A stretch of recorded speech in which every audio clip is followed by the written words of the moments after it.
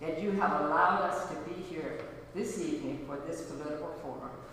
We bring the needs of our city and national government before you this evening and humbly ask for your guidance and for your blessings on behalf of this political forum.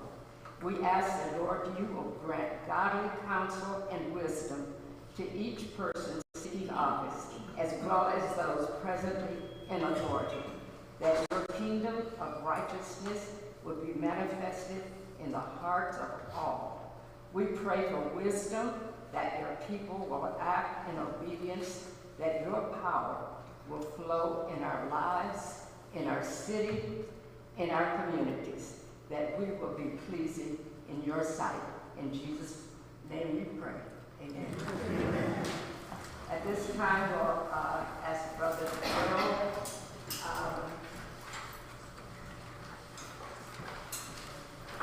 Let's go to Gerald.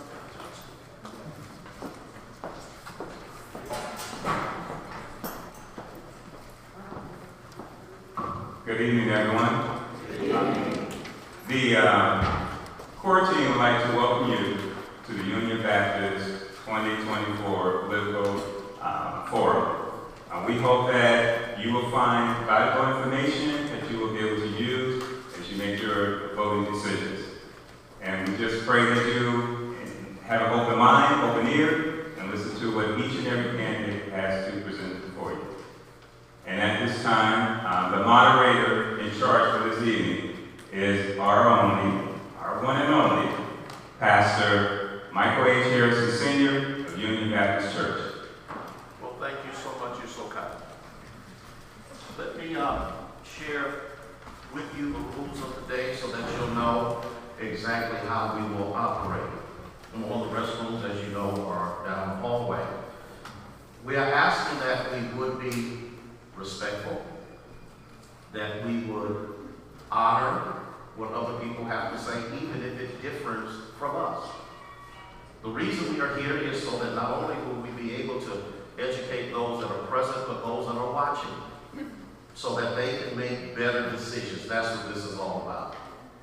We have to learn to be able to get along even if we don't agree, so that we can make our community better. So I want to thank the core team. I want to thank everyone who has come to be here today. And we're going to move forward. We do it in a timely manner. For those of you that are not familiar with how we do it at Union, we start on time and we end on time. And so everyone is timed, and I have a timekeeper over here. He has a nice couple of flags. One says 30 seconds, the other one says 15, and that most famous one says stop. And so we're asking that you would please be so kind to do that. So we're going to begin our forum at this time. There is a representative that should be here for issue 1 redistricting, if they would come forward at this time. They're not here. Oh, bless his name. So we're going to ask Amy to come and talk to us concerning the library renewal tax levy. Thank you, Pastor Harrison, and thank you very much to the core team for offering us the chance to be here tonight. And thank you to all of you who are in the audience here and online for being informed voters and citizens. I'm Amy Fife-Eric. I'm the Director and CEO of the Trumbull Library in Youngstown in Mahoning County. And as Pastor Harrison said, we are on the ballot this fall for an operating levy renewal. 2.4 mils. The same amount of levy that we've had for many years now. It is actually half of the library's budget. This is money that we use to pay our staff, to put books on the shelves, to keep the lights on, quite literally, as well as to do building renovations and improvements. So clearly for us, this is a very important funding opportunity, and one that we use in order to provide the great programs that I am hoping you all take advantage of on a regular basis. We have 5 libraries here in Youngstown alone, but 14 libraries across Mahoning County, with staff at every one of those libraries who are dedicated to those communities and to providing a unique set of services that really are designed to be responsive to the community needs. Although at every library we have fabulous opportunities for quality programs, including early literacy,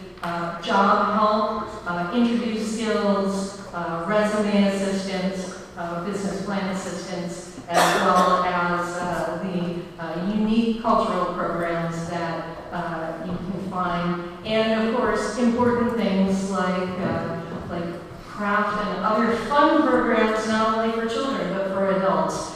We know that senior isolation and social isolation is a huge issue in our communities and across our nation. And so the library does its best to be a welcoming space for every person in the community so that you can come no matter what your socioeconomic status is, no matter what your race or religion are, and no matter what your political views are. The library wants to be there for you. So as I said, we have 14 libraries. We also have our public library, our bookmobile, and although the rumors of the library's death have been greatly exaggerated, I want to let you know that we are going strong with all of the resources the community entrusts to us. In 2023, we had 650,000 visits to our 14 libraries and our bookmobile, and nearly 100,000 attendances at our programs across the county, with roughly 100,000 registered card holders. So we work very hard to provide quality resources to every person in our community, including those of low economic status and those who are looking for extra support, getting their children ready to read with early literacy and develop that love of lifelong learning that is so important to the foundation of everything we do every day.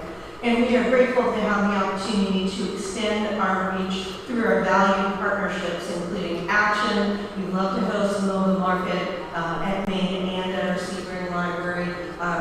The Youngstown Public Health and Community Fund with their office hours, and of course organizations like the American Heart Association, where we're partnering with them to try to combat hypertension and all the negative ills it provides. So for all these reasons and more, I hope that you will get to the very end of your ballot on November 5th. Issue 2 is going to be the very last thing that you see there, and we hope that we are providing quality returns on your investment, and you will seek to renew our existing library levy for another 5 years. Thank you so much for the time. I appreciate it.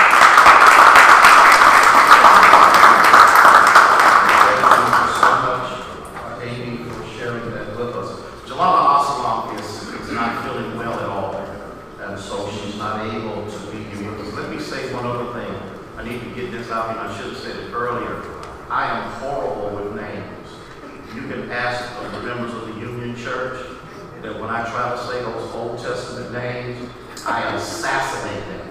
So since I'm good at tearing up last names, I'm just going to ask if you would allow me to call your first name, and then you can tell me your last name, and then I can make sure that I get it right, okay? At this time, Chris is going to come in the place of Jalala, and then after he has done that, then he will also do his presidential surrogate presentation at this time.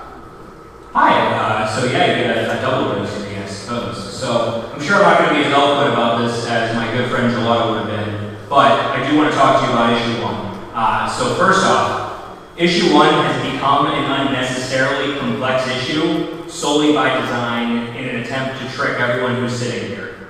So let's start with talking about what gerrymandering is. So gerrymandering, for those who aren't familiar, is in its simplest form the process by which politicians get to pick their voters instead of voters picking their politicians.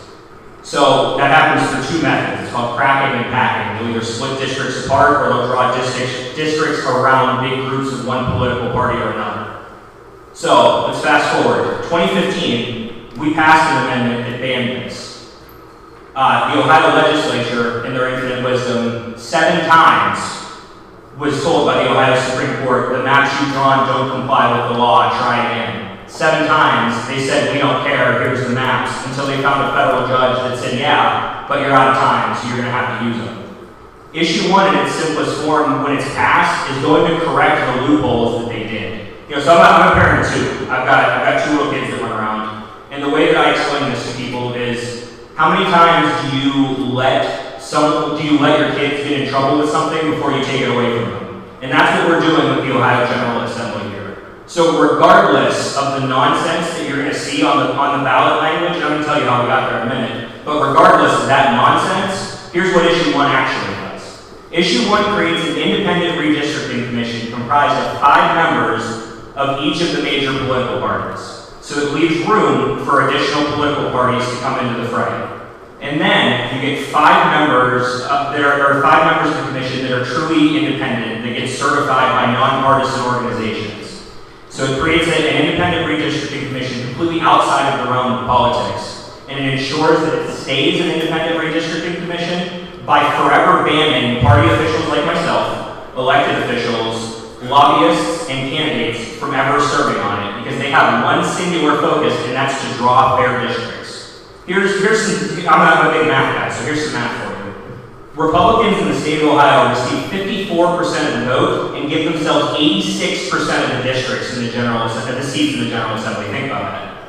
A purple state at best gets labeled as fringe conservative thanks to the hyper-partisan General Assembly that gets to draw their districts themselves. Passing a yes vote on Issue 1 to pass that ensures that that stops happening and you start getting districts that are drawn to actually represent you. Because here's what happens. When you have a district that doesn't, when you have an elected representative that doesn't actually have to represent you, they represent 2 things. Fringes of their party, and they represent the special take them out in the primaries. That's it. They don't care about the average voter, they care about the primaries and they care about the money. So Republican or Democrat, regardless of that, if you have a singular issue that you care about, gerrymandering is what's stopping it from moving forward. That's the simple point of it. And this is how we end gerrymandering. So I'm going to wrap up. And again, don't let the deceptive ballot language that people who are threatened by losing their power wrote deceive you. A yes vote on Issue 1 bans gerrymandering in our state forever. Thank you. Now you can represent as a surrogate. Like I said, you get a double dose of me. So, good evening, ladies and gentlemen, and thank you for inviting me. As you, and I want to give a special thank you to Pastor Harrison and the entire core team for putting together such a great forum. I already introduced myself, but for those of you who don't know, my name is Chris Anderson, and for the past 3 years, I've had the pleasure of serving as the chair of the Mahoning County Democratic Party. I'm actually not here tonight to talk to you about our incredible local candidates or about Senator Brown, nor am I here to talk to you, well, even though I just did, about why it's so vital that we pass Issue 1 to save our state. Instead, I'm here to talk to you about Vice President Kamala Harris and how, when she raises her right hand and gets sworn in as the 47th President of the United States, she's going to help Mahoning County. So let's start with a plan to create what she calls an opportunity economy. That plan starts with cutting taxes on over 100 million Americans, because for far too long, you've been shouldering the tax burden for people who need the help the least. She also has a plan to make it easier to become an entrepreneur by expanding the small business tax, or the small business startup tax credit from $5,000 to $50,000 to help those who dream of owning a small business truly unleash the power of American ingenuity. She set an incredibly ambitious goal that by the end of her first term, 25 million Americans will get to recognize the dream of becoming business owners through this program. But it doesn't stop there. Another part of the opportunity economy that Vice President Harris is trying to build has a plan to help address our housing crisis, specifically by making homeownership attainable instead of it just being a dream for far so many. So I was raised by a single mother and my grandmother, and we grew up dirt poor. I'm the first generation in my family that's ever owned a home. Never dreamed I'd be a homeowner. One of the proudest days of my life was when my wife and I closed on our home. Vice President Harris and Governor Walz have plans to make sure that more Americans get to feel that same feeling and begin building generational wealth through homeownership by creating a first-time homebuyer assistance program to help with their down payment, and to make rent cheaper by utilizing all of the powers of her office to increase our supply of housing. And finally, and I say the most important part for last year, Vice President Harris has a plan to lower costs. that were brought on, to lower costs brought on by this unprecedented global inflation that we've seen coming out of the pandemic. First, we need to understand, folks, that part of what you're seeing is actually, that's being called inflation is actually greed. This starts with, and the work of controlling this greed starts with expanding on what we've already seen 37 states do, and that's enacting laws that prevent price gouging and things on the things that you need to live. And by using her powers to direct her administration to prosecute bad actors to the fullest extent of the law. And folks, this is going to be the only time you're going to hear me mention the other guy, because I've got no interest in going back, like I'm sure most of you do. We've seen the horror movie that is Donald Trump for almost 10 years now. And we know the ending. And for any movie buffs that are out in the audience or watching at home tonight, you know the sequel is always much worse than the original movie. Despite the terrifying things that we've seen in things like Project 2025, what's worse is that he wants to create the Trump tax and raise costs on American families by nearly $4,000 a year. Imagine that. Americans are already suffering under global inflation, and he thinks it's okay to raise costs on us so that he can make tax cuts for his billionaire buddies permanent. And as I wrap up, I want to make one final point. Vice President Harris and Governor Walz are right for Mahoney County because they actually represent our values. They aren't Ivy League elites that became billionaires by exploiting the people who work for them. They're the product of families that knew that God put them on this earth to leave it a little bit better for the next generation, who instilled a work ethic, for example, that led them to their higher calling of service so that they can make the American dream a little more attainable for us and our kids and our grandkids. They know what it's like to sit at the kitchen table and wonder how they'll make ends meet because they've had to do it too. So thank you for listening to me tonight, and please get out and vote for Sandy and Dignity, and cast your vote for Vice President Harris and Governor Walz. If you need help making that claim to vote, you can visit MahoneySampleBallot.com. You can find all the resources you need to make your plan, no matter whether you plan to vote on election day, early in person, or by mail. Thank you.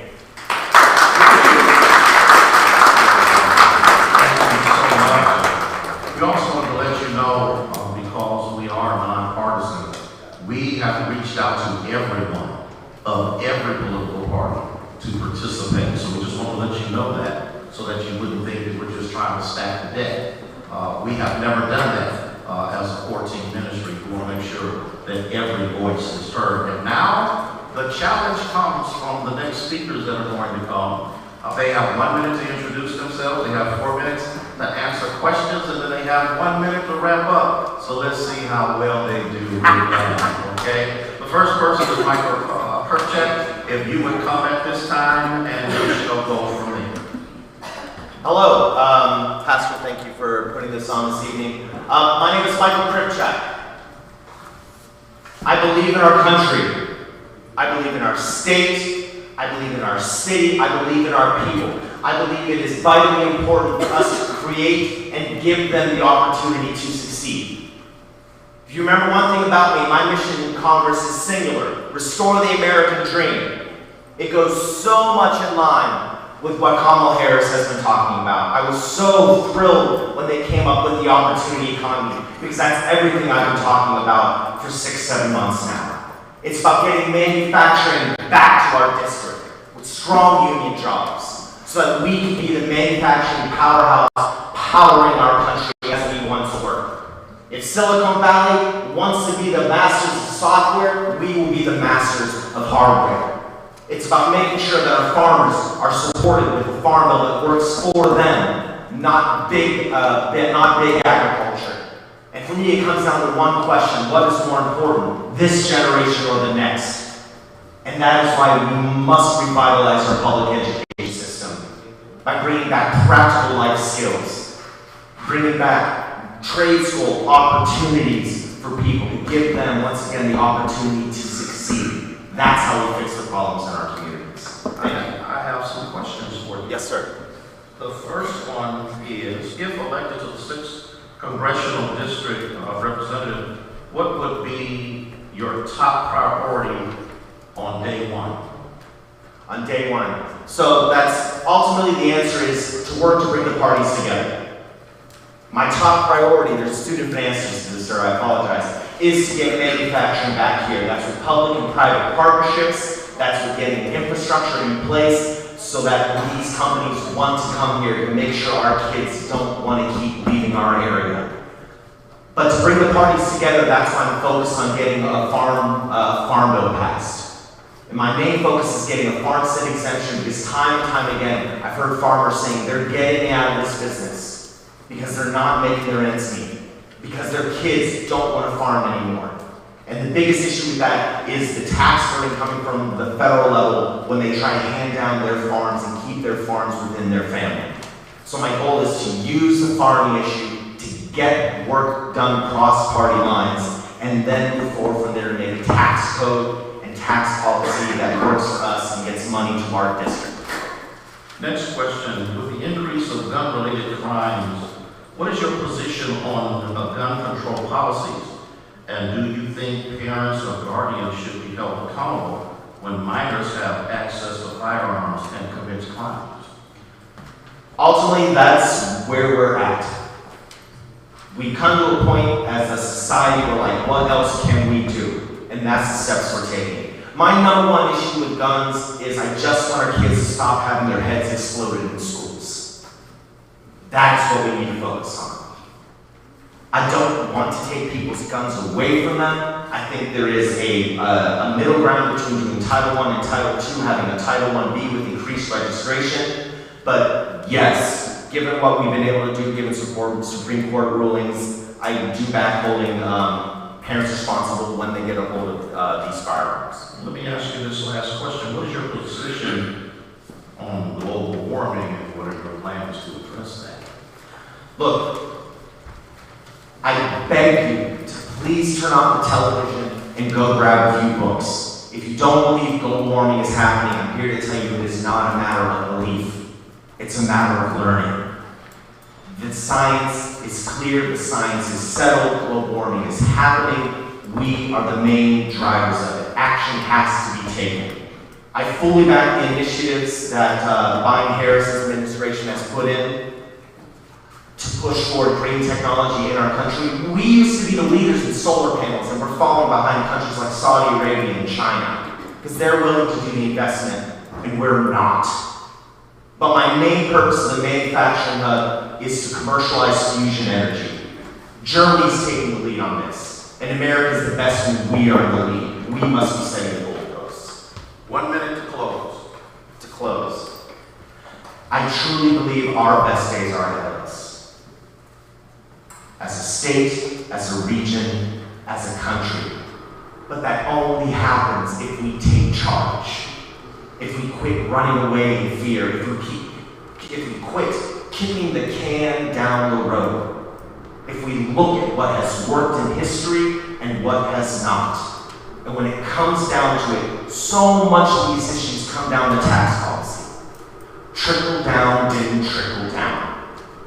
Worker wages have increased 18% over the last 4 decades. CEO pay has increased over 400%. You're never going to hear me call them greedy companies because their job is to make more money. But I beg you, the most important thing you can do leading into this election, leading into any election, is to educate yourself by taking the time. It's frustrating. It's difficult. You go through this valley of confusion, but I guarantee you, if you keep doing the work, you will come out on the other end understanding these policies. And I beg for you to vote for me because my opponent has no innovation, no ideas. He's another backbencher, and that's the last thing we need in Congress. Thank you so much. We appreciate that. 6th Congressional District, 31st States Senate, Marty Hume, if you would come forward at this time. 1 minute for opening statement, 4 minutes for questions, 1 minute for your closing statement, and the time starts now. Pastor Harrison, thank you so much for the opportunity to speak this evening. My name is Marty Hume. I am the Democratic candidate for the State Senate in the 33rd District. 33rd District includes all of Mahoning County, all of Columbiana County, and all of Carroll County. And this is actually a special election because Michael Rulli, who formerly served as a state senator, left for the U.S. Congress, and now there's an open seat. So why am I running? I didn't like what I saw going on in Columbus. Some of you might be familiar with the name Larry Householder. He is the most corrupt politician in the history of Ohio. He is the one that took $61 million in bribes and resulted in about $1 billion in state money going to First Energy. My opponent, when he was in the legislature, had the opportunity to expel Larry Householder from the House of Representatives, but he voted twice not to do that. I'll be different. The Republicans in the legislature have been unwilling to follow the law. Issue 1 is a perfect example of that. We passed a law to prevent gerrymandering, but they refused to follow it. Last year, Ohio passed a constitutional amendment to ban, to make reproductive rights everybody's right, and they're fighting against that. Thank you. Here's the first question for you. If elected, what would be your top priorities? Well, I've served as an assistant prosecutor for over 23 years, and so public safety is my first priority. When I get to Columbus, I'm going to make sure that we have laws that protect our community. As a prosecutor, I know a lot about our sentencing. I know a lot about our Department of Corrections. I know that we have a lot of need for rehabilitation and innovative programs that will help people get back into society. In the court that I work in, we have what's called a reentry court for people that are leaving prison, where they get services to provide mental health counseling, drug treatment, job counseling, things of that nature, so that people can come back into our society and have opportunities. And I will look for opportunities both to make sure that those that are violent criminals are held accountable, and those that are subject to rehabilitation have that opportunity to get the treatment that they need. Mahoney County's infant mortality rate in the Black community is alarming. What are your plans to address that? Well, this is an example of the difference between my opponent and myself. The legislature considered a bill called House Bill 7. It was a plan to help pregnant mothers and their children and try to reduce infant mortality. It passed with broad bipartisan support by both parties in the House of Representatives. My opponent voted against that provision.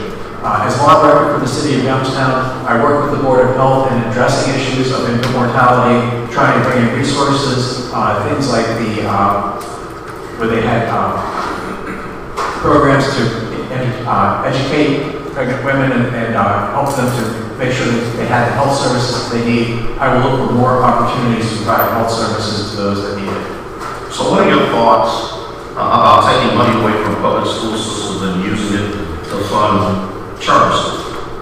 I am 100% opposed to that, and one of my priorities is going to be reducing property taxes. Since 1997, Ohio has declared that the method of funding our schools is unconstitutional because it relies too much on property taxes. I believe that we should change the method of funding. I believe that we should take the money that's going towards the schools and put it into our public schools and not towards vouchers and charter schools. And I believe that there's other opportunities to reduce property taxes by increasing the eligibility for the homestead exemption and increasing the amount of percentage of your home value that can be used as part of that exemption. So there's lots of things we can do to reduce property taxes, and fixing the education system is one of them. So why do you want to represent the 33rd district? Well, I think there's a couple of different reasons. Number one is because there's a lot of differences between my opponent and myself. I'm for reproductive freedom and he's against it. I'm for issue 1, he's against it. He wants to ban books, I'm against that. He's for rolling back child labor laws, I'm against that. He's for vouchers, I'm for the public schools. I'm for helping mothers and babies, he's against that. I consider myself to be a moderate Democrat. You know, work cooperatively with people from both parties and all people's diverse backgrounds. My opponent is an extremist who wants to, for example, have our Ohio taxpayers pay the federal excise taxes for gun manufacturers. Those things go too far. I support a Second Amendment right to own and bear arms, but there have to be limitations based upon the safety of the community so that we take them out of the hands of dangerous felons, mentally ill people, and people that are drug abusers, so that we make sure that we have a safer society. Those are fundamental differences between my opponent and myself, and I think that that's why I would serve better than he would. Give us your closing statement. What I offer, I believe I stand out as far as experience goes. I've been an attorney for decades. I've had both a civil and a criminal practice, In my civil practice, I represented primarily people that were victims of discrimination. I represented people that were had cause in housing, employment, and schools. It's part of the reason I was endorsed by the Black Caucus. It's part of the reason I was endorsed by Planned Parenthood advocates because I support reproductive freedom. I was endorsed by the Youngstown Vindicator just today. I put some of these articles back at the back of the room so that you can read this. It says, choose you for state senator. It says that I have the experience and the desire to serve that's going to serve the community well, and I'm confident that I'll be able to serve if elected. Thank you so much. Thank you.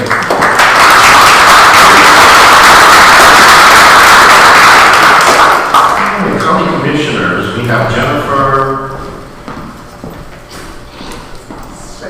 Chacon. Is she here? Okay. She confirmed she's not here. All right. Well, guess what? That means Anthony Trafficante gets to come forward at this time. Thank you, Pastor. Good evening, everyone. Good evening. You did a nice job with my name.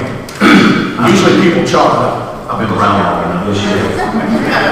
Okay, I'm Anthony Trafficante. I am your county commissioner, and I have been your county commissioner. I've been proud to serve this community for the time that I have. I was born and raised here, and I will continue to live here whether I'm in politics or not. Remember one thing.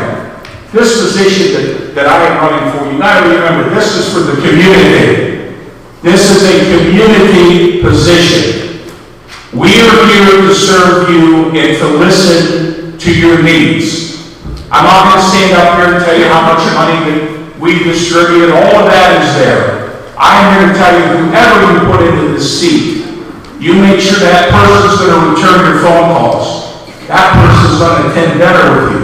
That person's going to meet with you. I have done that. I have met and worked with every constituency in this community since my days working for Congressman Trafficant all the way up to county commissioner. I have never changed. I've always worked full-time, and I've always been accessible, and I always want to give you, the public, the respect that you deserve. So when you come down our office, you're going to be treated with dignity and respect because that's just how I am.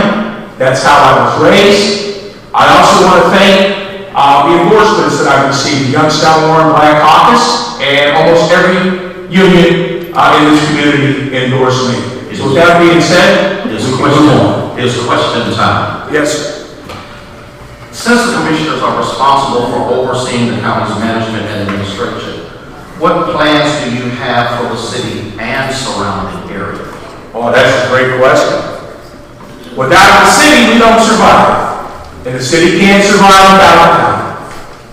We do a lot of things in conjunction with one another. And that starts just with our real estate being in the city of Youngstown. The majority of our agencies and our county government elected officials are in the city of Youngstown. The city and county will survive only on a regional basis.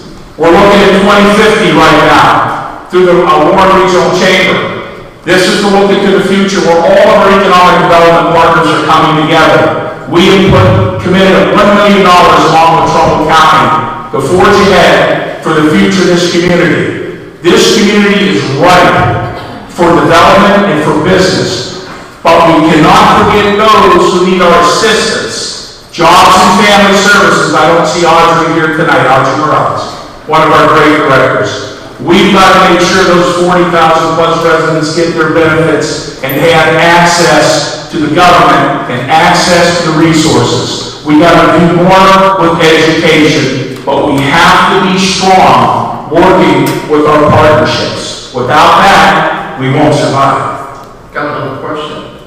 What is the possibility of the commissioners working with commissioners from other surrounding cities to bring back air flights to the Youngstown Warren Regional Airport? We already do that. We have a Port Authority that we fund jointly.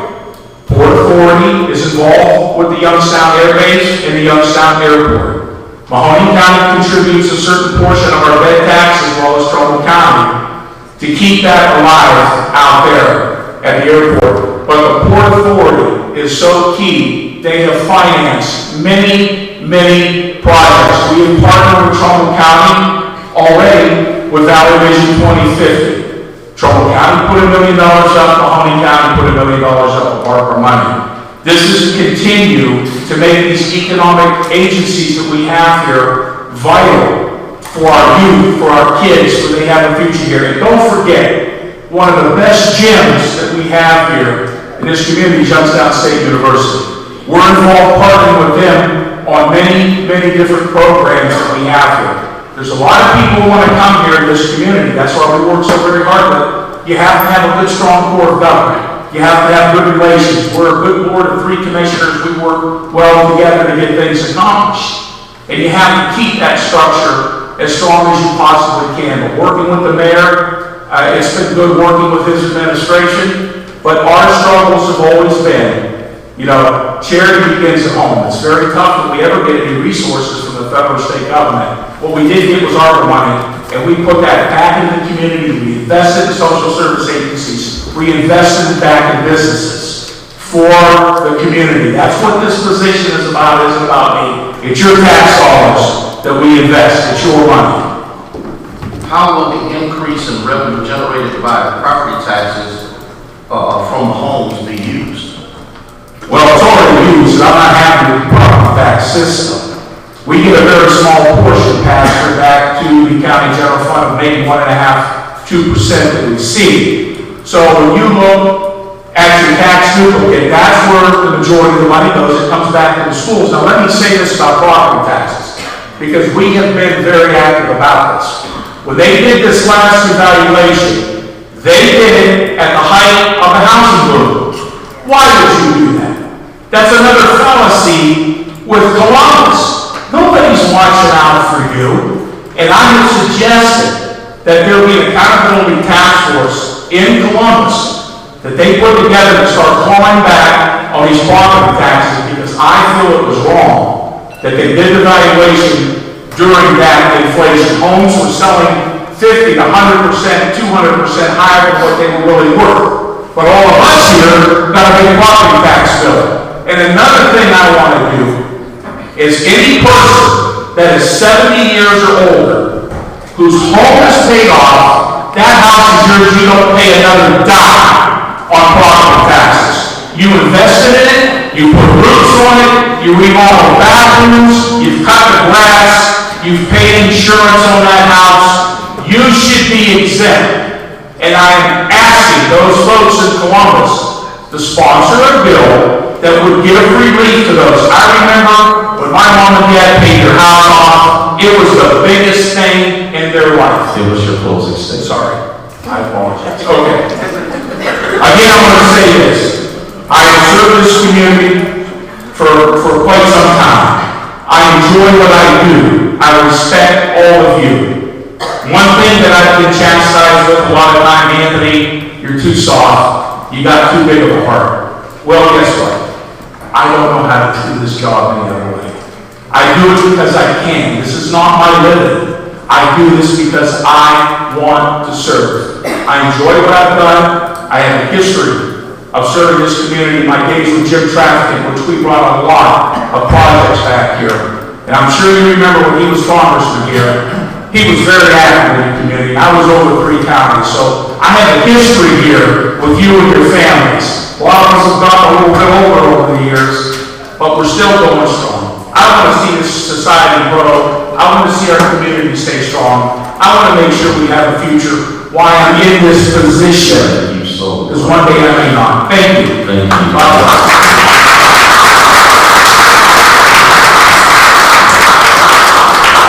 Gino Fabio, did I say that right? You did. Okay, thank you so much. They say the Fabio, some people say the Fabio, just so you know, all my names. I know that's right. Okay, so I'm Gino DeFabio, and I'm running for Mahoney County Commissioner. Now, this position, like Anthony said, basically it's about your money. It is your money. The taxes we collect, we return to the community to serve our community. Now, certain people on this board don't see it the same way as I do. when you jeopardize our county by spending 170, or by having to pay $175,000 for a civil rights violation or First Amendment violation, that's not using your money judiciously and spending it wisely. You know, we raised the taxes on our roads to pave our roads. Well, when your roads lead to gas stations and dollar stores to a point where communities have to ban anymore, that's not economic development, that's not good enough. We're better than that, we can do better. I'm like you, I'm just a regular guy. My opponent would say I have no experience, I have no qualifications. Well, I'll bet that this disqualifies many of the people in the audience that have never held public office. You're just supposed to sit down and shut up. Well, I won't sit down and shut up. I want to serve this community. I want to do what's best. Because I know, by the way I was raised, I know how to treat people. You don't mistreat them. You don't go about with an attitude that, I'm better than you. I want, so I'm going to do what I want. I want to work for you. I want your vote, and I appreciate the support I got last time. Last time I fell 130 votes short of winning my election. This time I'm not falling short. I'm going to win the election. I got some questions for you. If I answer them fast, did I get the word? No, I'm afraid not. Sorry about that. Okay, then. So I got a picture. What are your feelings about the property tax? Oh, the property taxes are crazy. My son just bought a house, and a large majority of the payments for the property tax. We have to fix that. We have our residents, not just our residents across the state, there has to be a better way. We have to find a better way to fund our schools, whatever that is. We have to. Next question is, if elected, what things would you like to see the commissioners do? Well, number one, I'd like to see more accessibility, more honesty. You know, we were at a forum last week where my opponent was asked a question about the board of elections. He said, no, he goes, I haven't heard anything about them leaving. Now, his wife works there. If you went back like 2 meetings with the board of elections, Attorney Buttress, they have a committee to look for a new place because he said that building is horrific. They have to cover the machines with tarps so we don't have a catastrophe on election day. If we can't answer a certain question like that, if we don't have the integrity to tell people what's really going on, how can we trust these people with our money? I mean, it's unfathomable. Well, it's kind of redundant and repetitive, but I'm going to say it anyway. I got What are your thoughts about working with other commissioners in the surrounding area to bring back? Oh, I like that idea. I think we should be doing more through the region. We have the Port Authority, we have, the regional chamber, but there seems to be a gap. There's a gap because in the last 4 years, there's been $4.6 billion invested in our communities between Mahoney and Trumbull, and over $4 billion of that went to Trumbull County, and we got what was left. I think that's a lot of the gas stations and dollar stores that I talk about. We have to find out what that gap is. We have to bring the business leaders that want to come in with the government, our local government. We have to make everything accessible to them that we can, so we can move forward. We deserve this. With that being said, Mahoney County has seen a lot of startups with gas stations and car washes. What is your plan to attract bigger investment opportunities for Mahoney County? There again, if I have to do it myself, if we have to reorganize something. I mean, the chambers, I've talked to the chamber, they don't have the tools to sell Mahoney County the way it should be sold. Look, we're a diverse, beautiful community. We have all the transportation. We have everything we need to be very successful. There's no reason we should be getting our butts kicked by Trumbull County in that kind of investments. And that's what we need to keep our kids here. We need to keep our kids here. We need to get our crime down. I mean, the sheriff does a great job with the jail, but I think we have to do more. We have shootings on 680. I mean, it's out of hand. Somebody has to take control and do what they have to do. And I never want to hear we've always done it that way, because it doesn't have to be that way. So let me ask this. What would you like to see the increase of property dollars used for? More invested in the community, if we're going to have it. I mean, that's the state's purview or whatever. But do more for economic development. That's key. Economic development and police protection, being safe in your homes and in your neighborhoods, and not have to worry about going down 680 and catching a stray bullet. We shouldn't have to worry about that. Whatever we can do. Well, give us your closing statement. All right, my name is Gino DeFabio, however you want to say it. I I really appreciate your vote. I'm one of you, I'm a working guy. It doesn't matter, you don't have to go to college to live a life and to experience life to do this job. I'm not asking to be a sheriff, I'm not asking to be a doctor. I was a teamster for 8 years, I was elected shop steward. I negotiated contracts, I was in arbitration and grievance hearings. We need a voice, not always an ascending voice, but a new voice. If we have 3 people that always just agree on everything, they're not working for you. I mean, it's great, everybody gets along, kumbaya, but we have to have another set of eyes. It's never a bad thing. I'm asking for 2 terms. I'm not looking for a lifetime politician. I haven't spent 20, 30 years writing checks with your money. I brought one of the forms over here that just sent to your house. That basically it's a political mailer is what it was. You know, that could be full of information about where to get help, where to seek aid. It's not. It tells you what a great job they've been doing. That's $50,000. That's what he's calling me stepping over dollars to pick up pennies. $50,000 is pennies to some of the people on the stage. And I don't think so, and I don't think you think so. And I just want to do what's right for my community, and I'm so excited. I can't wait for November 5th. I want to serve you. Please vote Gino DeFabio. Thank you so much.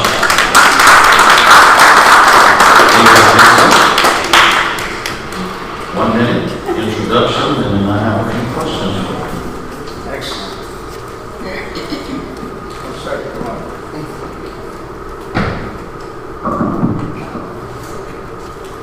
No, I guess that,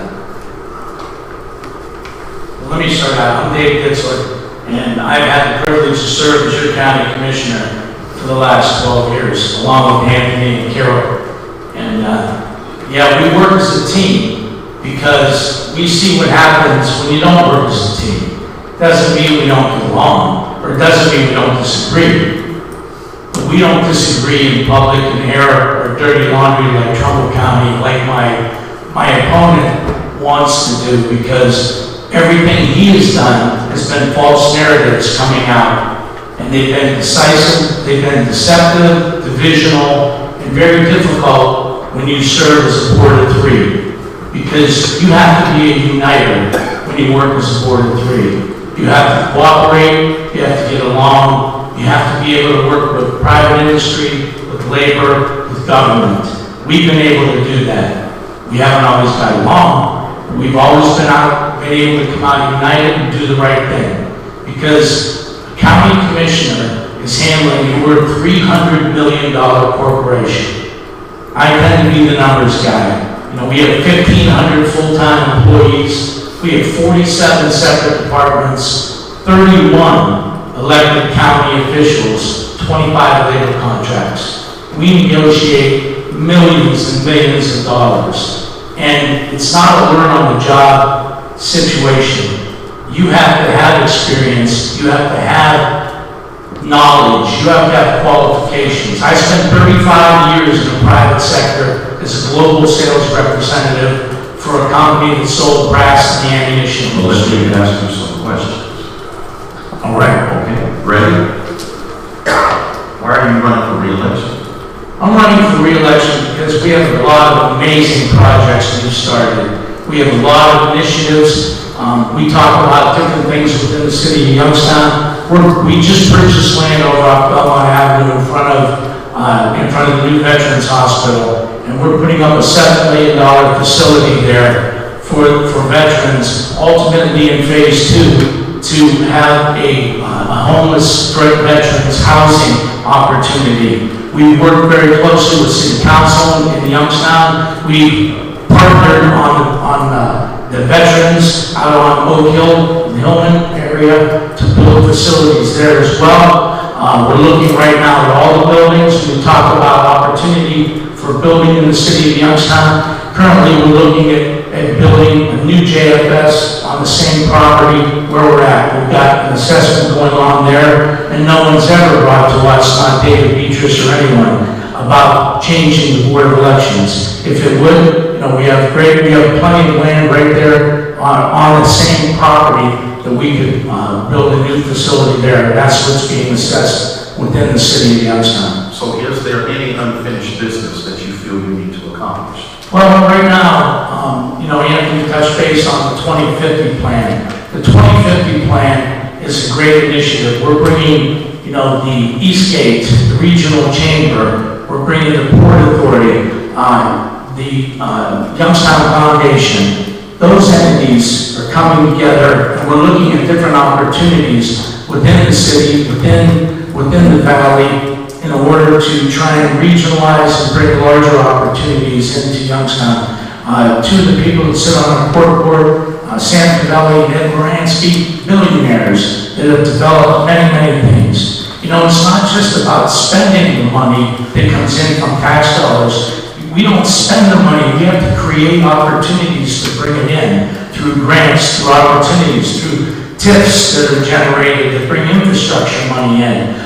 We have over $100 million right now in infrastructure programs going on over the last, since 2018. Many different projects between those, the 2050 plan, the seniors, the Veterans Administration, the broadband initiative. We're bringing broadband into the unserved areas. We've got an Volta plan that connects all of the government buildings together in a closed system from one side of the county to the other side of the county. There's a lot of different things going on with respect to the broadband, the Volta plan, the 2050 plan, but all of this is only going to come to fruition if you're able to work together, not be divisive and deceptive in what you put out there about what's going on. Local communities control what they put in their own zoning. We've closed over $200 million in 24 programs or projects in the last 24 months alone. That's created 500 new industrial jobs. So, my opponent talks about gas stations and things of that nature. It's because he's not educated in the fact of what development is going on. He doesn't pay attention to the details of what we're putting out there. One last quick question. Does the county commissioners have any plans that would be helpful to homeowners who can't afford such a large tax increase? Well, I assume you're talking about the property tax increase. Well, we met with them 18 months ago on the state legislature about that. They were tasked to eliminate the school funding on the backs of property owners over 25 years ago with the DeWolf Act, and they failed to do it. 60 to 70% of all of our property taxes are on schools, and Michigan found a way to let the state pay for their schools, and we didn't. They should have capped the increases in percentages. California found a way to only increase property taxes by 1% a year if you continue to own your own home, and the same home, and we couldn't. The homestead exemption, there is many bipartisan bills out there, many. They give an opportunity to increase the amount of money you can make and reduce and increase your homestead exemption, and they've failed to do that. There have been a lot of initiatives that the state legislature kicks the can down the road. They go to Columbus, they put their rose-colored glasses on, and everything looks good when they're eating a Polaris. Let me ask for your closing statement. Well, people talk about career politicians. That's not further from the truth. 35 years in the private sector. I'm really not that old to be a career politician, working 35 years in the steel industry. So I've had the privilege to serve my local community part-time as an Austintown trustee, eliminating a lot of the issues we had, flooding problems and what have you.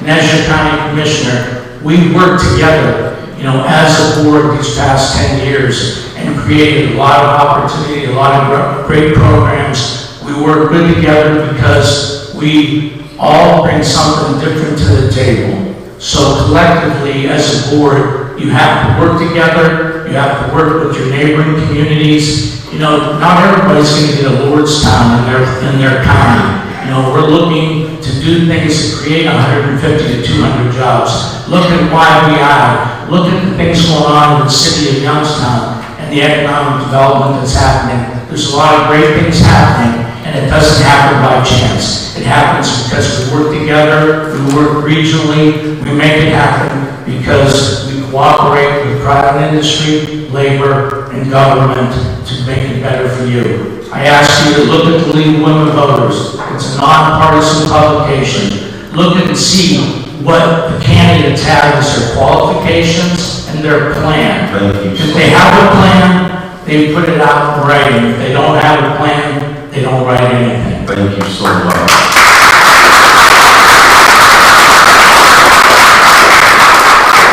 Thank you very much. At this time, this concludes the first rotation of candidates. Thank you for what you had to say. If you would take your seats, please. And as they are taking their seats, the next group of candidates, if you could prepare yourselves. So could Lynn Morrow, Gina DeGenova, Wade Calhoun, Dan Evans, Joseph Palermo, who is going to represent Northland, and Richard Scarcella, Emily Chacon, Lauren McNally, Michael Chacon, and Dan DeCenzo. Thank you.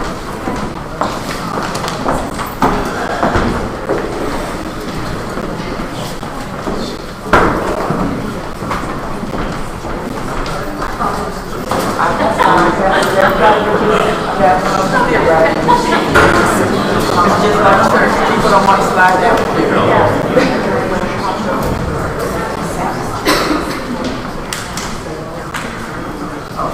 Okay. We are ready to begin the next half, and so the same rules and things apply.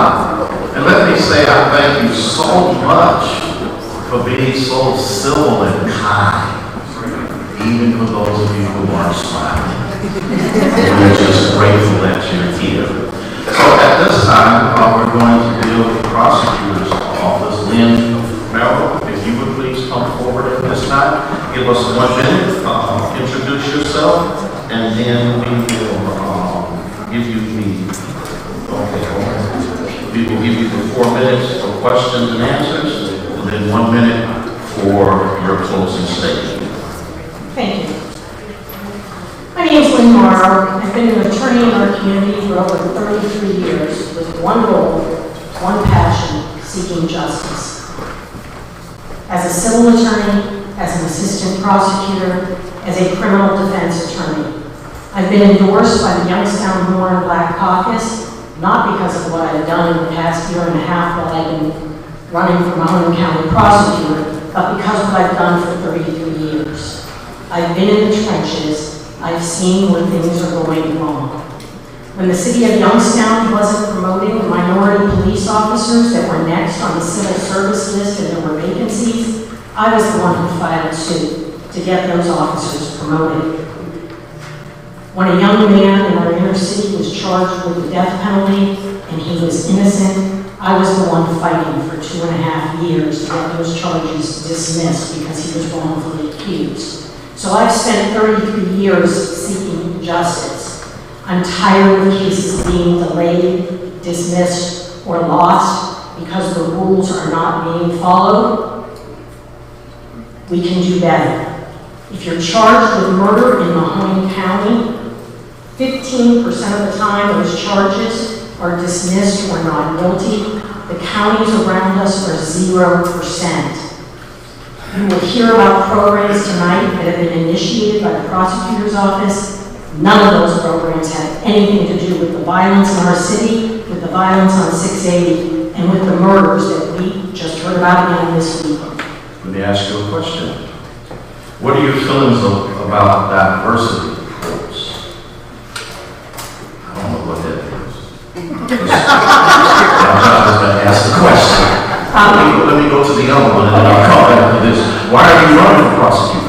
I'm running for prosecutor because for the last 24 years as a criminal defense attorney, I keep seeing headlines and judgment entries about failure of the prosecutor to comply with the rules, evidence arrives late, charges dismissed, judge drops charges, second day of trial, case dismissed, over and over and over again. It doesn't have to be that way. The attitude comes from the top down. There are opinions from our Court of Appeals chastising assistant prosecutors for denigrating defense attorneys and the defendants. It can be done professionally. It can be done to ensure that when we walk out of the courtroom, everyone has confidence in the outcome. The victims, the police, our community, and the defendant. We want the right thing to happen. So with that being said, if elected, what would you do about the unfairness of how people prosecuted because of their race? So I think there needs to be a couple things that happen. We have to change how we're using our grand jury. In other counties, they actually call the witnesses into the grand jury to provide testimony. In Mahoning County, more often than not, we call a police officer to summarize. So then by the time we get to trial, witnesses are saying things like, that isn't what I reported, that isn't how it happened. So if we had the grand jury functioning as an investigative arm, that would eliminate some of those issues. The second thing is a Brady-Giglio database. Brady and Giglio material is material favorable to the defense. Other counties have databases so that if a police officer provides false testimony, that has to be tracked and disclosed. That's not happening in Mahoning County, and we've seen it a couple times where police officers have not been truthful. They get on another case, and it's never disclosed that it happened in the past. So if we developed that database and utilized our grand jury the way it was intended as an investigative arm, that would eliminate some of those issues. So if elected, what would you do on day one? On day one, I would focus on presenting a unified development of the cases, coordinating with law enforcement so that there aren't 23rd hour disclosures of evidence being dumped on the defense attorney, witness lists not being produced until 4, 5, 6 days before trial. The attitude comes from the top down. Make sure that the rules are being followed and to set up some databases with our technology in 2024 to help make sure those rules are followed. So what is your opinion on the death penalty? I believe the death penalty is a critical instrument in our violent society, but I believe the rules have to be followed. My first death penalty trial in Mahoning County after 2.5 years, third week of trial, the judge had to declare a mistrial because evidence favorable to the defense was not turned over. My last death penalty, they proceeded with an indictment for the death penalty, knowing the morning of trial that the defendant was not qualified for the death penalty. Their witness told them he wasn't the shooter. They indicted him as the shooter. 3.5 years later, they dismissed the death penalty. My view on the death penalty is it's critically important in our society. We see more and more outrageous violence, but it has to be done following the rules and following the law. One of the assistant prosecutors argued in my last death penalty case he couldn't respond to the law or the studies on Ohio's death penalty because he hadn't read any of them. If you're going to be prosecuting and going after the death penalty, you should know the law. You should know the studies on what works and doesn't work under Ohio's death penalty. So we're going to elevate that standard of prosecution to make sure the rules and the law are followed so that everyone has confidence in the outcome. Give us your closing statement. I never thought I was going to run for public office. In fact, a lot of people in this room and probably watching out there will tell you I said I never would. We're called to act with justice. I live in this community. I want it to be safe, and I want it to be a better community for our children and for my grandchildren. For over 24 years, I have challenged and argued about the same things that you saw in those headlines I held up. Sitting back and challenging it wasn't enough. My husband told me, if you see what's wrong and you know how to fix it, you have to step up and do something about it. That's why I'm running for Mahoning County prosecutor. After 30 years of having my own practice, I'm willing to give that up because I want to make our community a better, safer community. I want my children to come back here. I want my grandchildren to come back here. And I want to have a prosecutor's office where every aspect of prosecution of crime is respected. The police, the defense attorney, the juries, the judges are all respected. That's why I'm running for the Mahoney County Prosecutor. Thank you so much.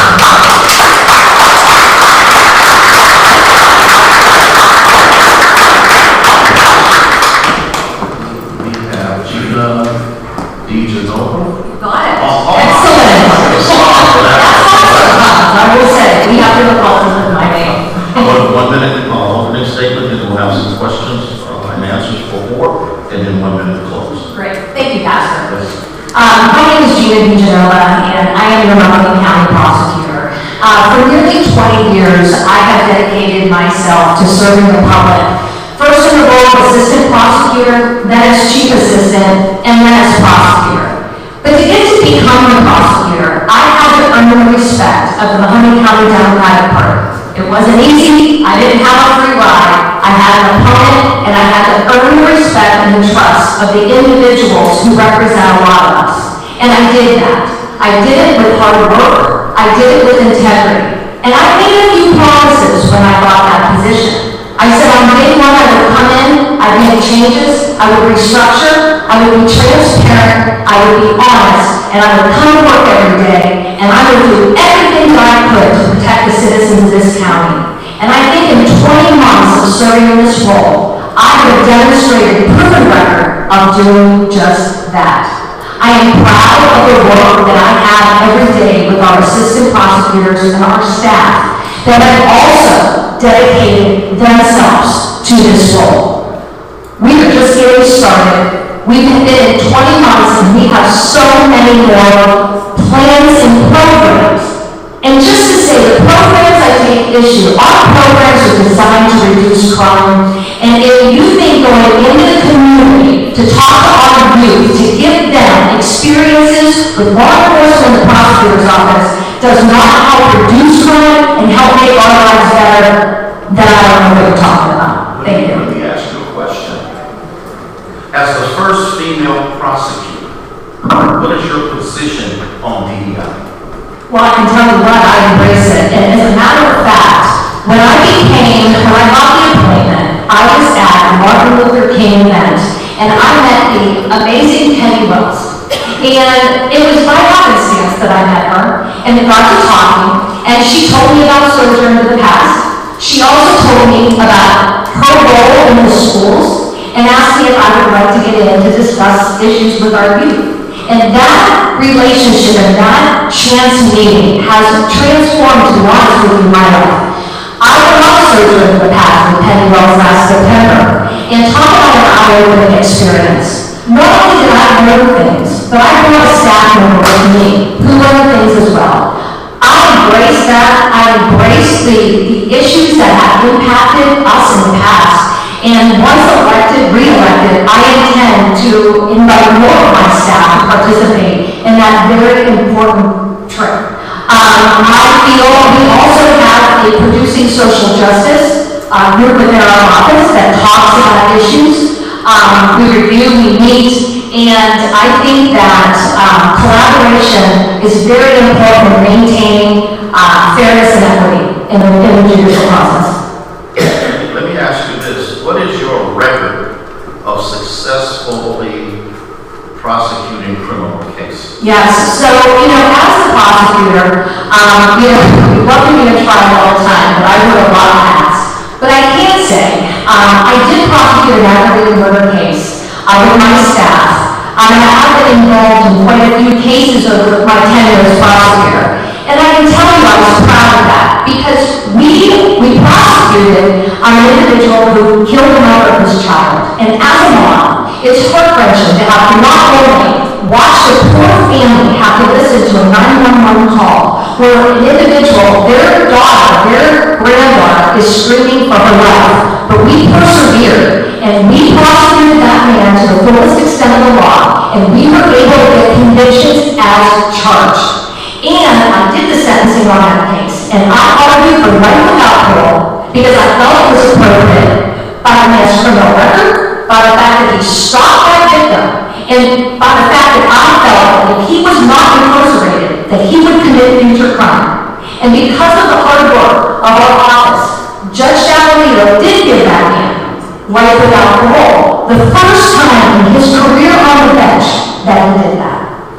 So if re-elected, do you have any ideas of making improvements to the prosecutor's office? Absolutely. So every year, we have identified several areas that we could promote crime prevention initiatives. And I have staff that I have assembled based on restructuring, based on the fact that I was able to reduce the budget and restructure some of that money so that we were able to put it in different places. What I intend to do is I intend to make sure that the vulnerable and most vulnerable in our community continue to have a voice. And I have done that by the creation of our Special Victims Unit. And I have staffed that with some of the most compassionate and empathetic individuals who have the voices and the care and concern of those residents in mind. We created a Blue Envelope program that's basically designed to wedge communication gaps between individuals with disabilities and law enforcement during the traffic stop. What I intend to do when I'm re-elected, I'm taking the Blue Envelope program statewide, and I've already talked to Representative Moore McNally. Other states have it. I think equipping our law enforcement with information that helps them understand the occupants of a car and understand that the risks that may be associated with their jobs are understood, it benefits everyone. So I am going to continue to look for more programs to help our community and to help reduce crime. Closing statement. Yes. So thank you again. This is not the time for a learning curve in the prosecutor's office. This is the time to have someone continue in the role of a Illinois County prosecutor that has a proven record of success being the prosecutor.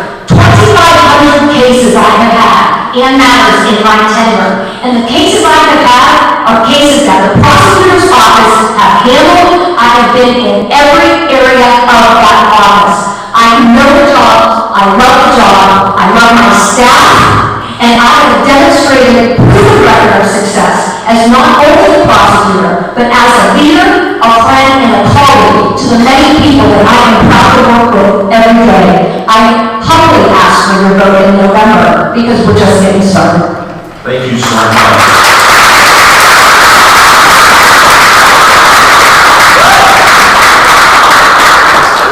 Treasurer Wayne Calhoun. 1 minute, open up. 4 minutes, 1 minute.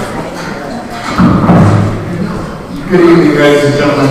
Thank you to Union Baptist Church and the Core Ministry Coalition for having this forum this evening. It's truly a blessing and an honor to be here. So I want to introduce myself. My name is Wayne Calhoun. I'm running for Mahoney County Treasurer this year. I was born and raised in Mahoney County. My mother was one of the first females that were hired at General Motors in 1970. My father spent his career in the military. So I get my passion for public service from my father and my work ethic and dedication from my mother. I'm not new to government, but I am new to politics. So I have 18 years combined experience working in local government and private sector financial management. I have a master's degree along with a master's certification in public budgeting and financial management. I'm here tonight to humbly ask for your votes. I've got some new ideas, fresh ideas, and a new perspective that I think would benefit the Treasurer's Office. And that's why I'm here, that's why I'm running for office. I have a few questions for you. Since you resigned from your position as city manager in the city of Canfield, why do you want to be the next city treasurer of Mahoney County? So yes, I resigned in the position of city manager with the city of Canfield. I believe that my passion for public service is a calling. I believe I'm required to do good, not just for myself, but for the general public, which is why, again, I use the tagline that's very politician-y, and I apologize for that, but I'm not a politician, I'm a problem solver. I see problems in local government, both from a practicing professional and as a student of local government, and when I see a problem, I want to fix the problem. I believe there's numerous issues that the state auditor has identified in the Treasurer's Office that need to be addressed, and I believe I'm the person that can address that. Okay, then If elected, what's your top priority? So top priorities, it's a great question because there are some basic duties and functions, as I'm sure Mr. Young will tell you about, that the Treasurer's Office does. Tax collection, investment of funds for the county portfolio in the Star Ohio investment pool, financial management, economic development, delinquent tax pursuit.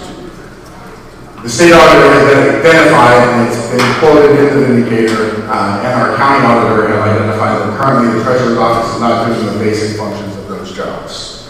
Mainly timely tax collection, bank reconciliations, day one, that will be done. We will train employees and make sure that they know how to stay in compliance with state auditor requirements. Number two, and it's probably the biggest one, is aggressively pursuing delinquent taxpayers.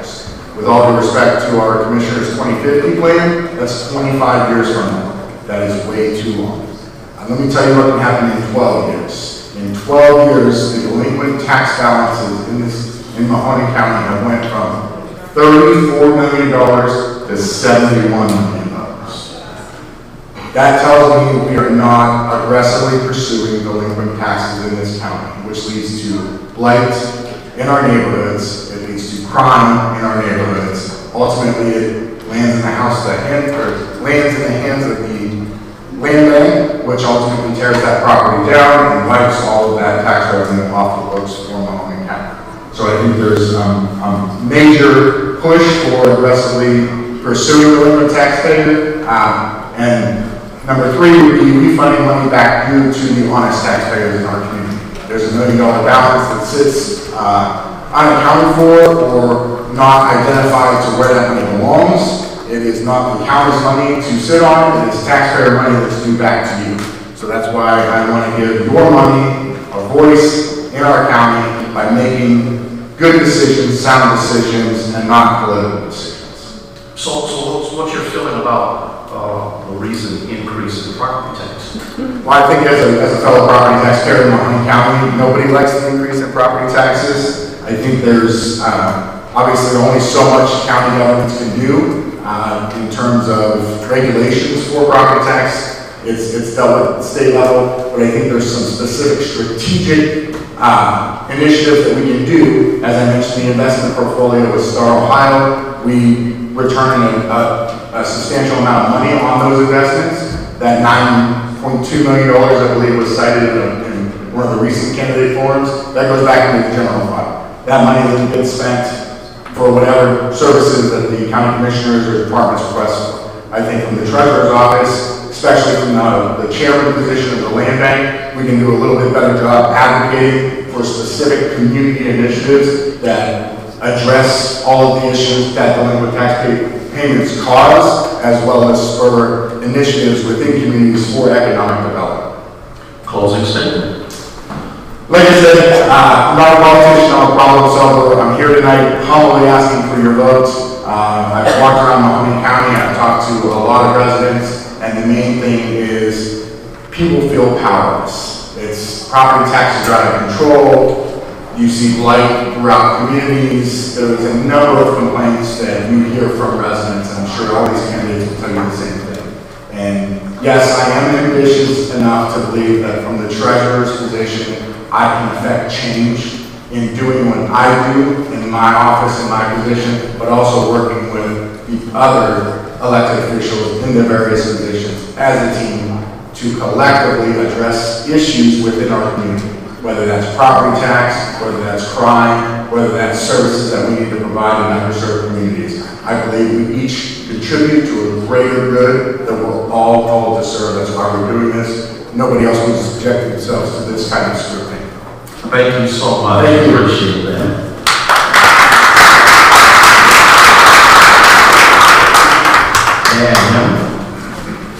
All right, good evening, everyone. Good evening. Good evening, Pastor. How are you, sir?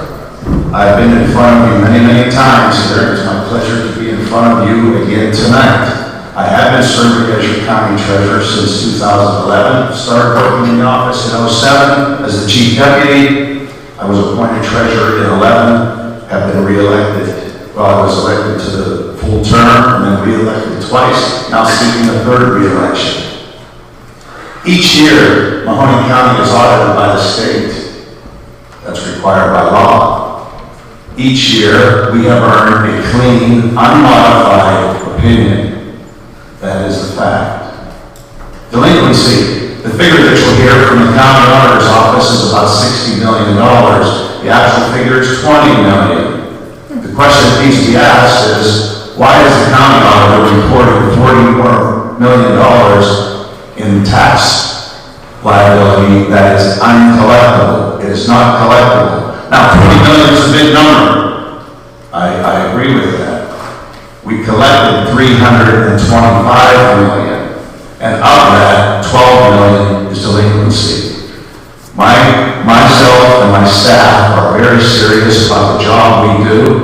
We've been doing it since 2011. We do it well, and I'd like to continue doing it. Thank you. Question for you. The first one is, how often are properties reevaluated to determine the increase in your taxes? Yes, so the law requires a 6-year revaluation, and Mahoning County and most of the counties in the state do a 3-year revisitation between the 6. So it's required by law every 6 years. We do a triennial update in Mahoning County. Okay. If reelected, what changes would you make to make your office more efficient? What I've done since I've started there is implement technology. You know, no one likes to pay taxes. But, I mean, let's face it, no one likes to pay taxes. So we want to make this as simple and as hassle-free on the taxpayer. We have taken advantage of technology since I've been there, implementing various methods of electronic payment, again, to make it a little more palatable for the taxpayer. So is there a committee that makes these decisions? If so, how can members of the community be a part of that committee, if possible? Decisions, Pastor? The current concerning the property tax increases. Well, you know, the increases are something that is done at the state level primarily.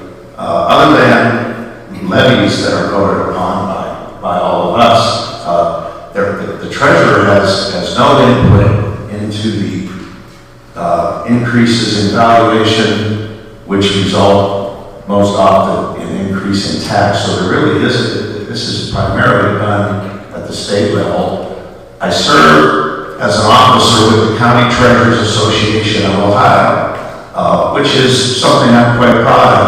I was elected to that position by my peers. I will eventually become the president of the association. And we have, for several years now, been lobbying the state legislature to do something about the property tax valuation, property value increases, because you could see that this was coming. Give me your closing statement. Once again, I told you all that I've been the treasurer since 2011. I worked in the office for 4 years prior to, and that's a very important point. I had 4 years of experience in the office before I became treasurer. I cannot imagine someone stepping foot in the office for the first time and they're the county treasurer. There's a lot that goes on in the office. There are many duties and responsibilities. The treasurer's office is not a political office. I am bound by Ohio Revised Code. There are statutes and regulations that I must follow. I'm very serious about that. I'm very serious about my responsibilities and accountability to all of you, and I wish to continue as your county treasurer. I thank you for your time and attention. Thank you so much.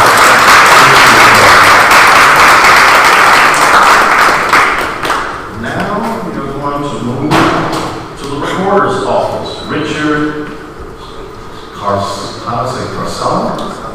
Help me. Okay, I'm gonna let you say it. All right. You have a minute for opening statement, and we'll give you 4 minutes for question and answers, and then a minute to close. Hi, good evening. I'm sure many of you have heard my name. I've been around a long time. I'm very much involved in community affairs. I've been on the governing board of the Education Service Center of Eastern Ohio for 19 years. I've been on the governing board of the Mountain County Career Technical Center for 19 years. I've been on the board of the Mountain Soil and Water Conservation District for 11 years. And I'm a founding member and a governing board member of the Mountain Valley Regional Council of Governments since 2017. So I have a good toolkit. I have a lot of experience in government. And when I'm elected county recorder, I'm going to bring my expertise, my experience, and an objective point of view to that office to take it to the next level. Thank you. I've got a couple of questions for you. The first one is, seeing that you've held so many positions in so many organizations, how do you think your past positions will help you serve as the county reporter? Well, one thing that I insist upon is being a governing board member of all the organizations. I've only mentioned a few. Number one, customer service and customer satisfaction have to be number one. How do you do that? You have ongoing customer surveys, blind surveys, which are tied to the evaluation of the employees. That can help guarantee quality customer service. Next, department efficiency and department productivity. That can be gauged by having an independent performance audit, which is something that I insist upon in my other organizations. It's always better to bring somebody in from the outside to see what you're doing well and where you can improve.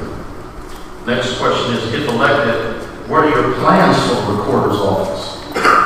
Number one, I would implement professional development plans for all the employees. I'm not aware of any such plans being in existence right now. I would provide ongoing professional development, quality professional development, and the employee evaluations will be tied to the professional development plans.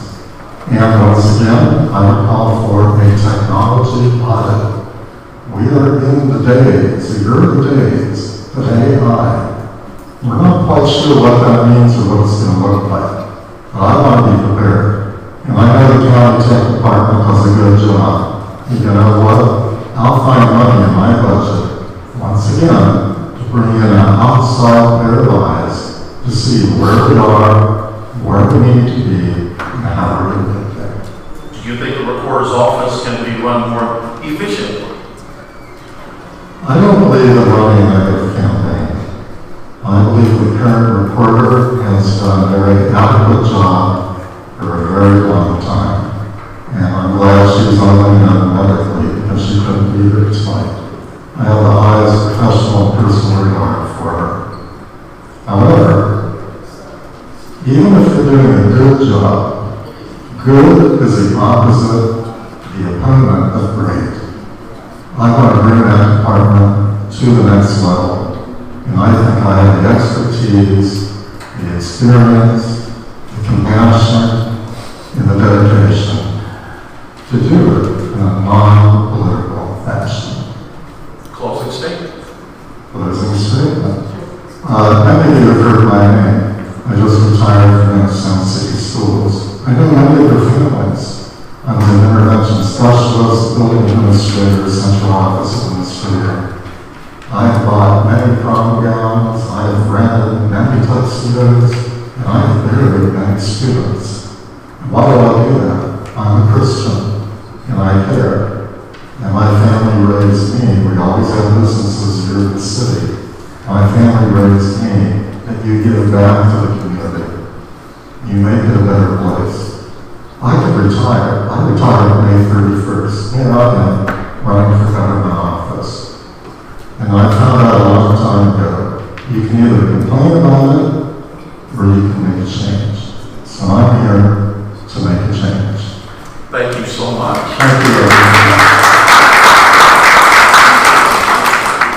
Berlin is not here because she's recovering from hip surgery, so her husband Joseph is here, and so we're in your hand. Thank you, and thank you for inviting Nora Lynn. I have to speak to her before. She had surgery Friday morning, and she was walking around Friday evening and walking around the last 2 days. Nora Palermo is your county reporter. The office reports, protects all legal documents, deeds, mortgages, liens, power of attorney, and anything related to real estate. She is considered one of the most experienced, knowledgeable, and dedicated county reporters in Ohio, and there are 88 counties. Her office stopped a property lending fraud with the FBI and got conviction. Her office stopped a property transfer scam with the FBI and got a conviction. She has an in-office property fraud alert.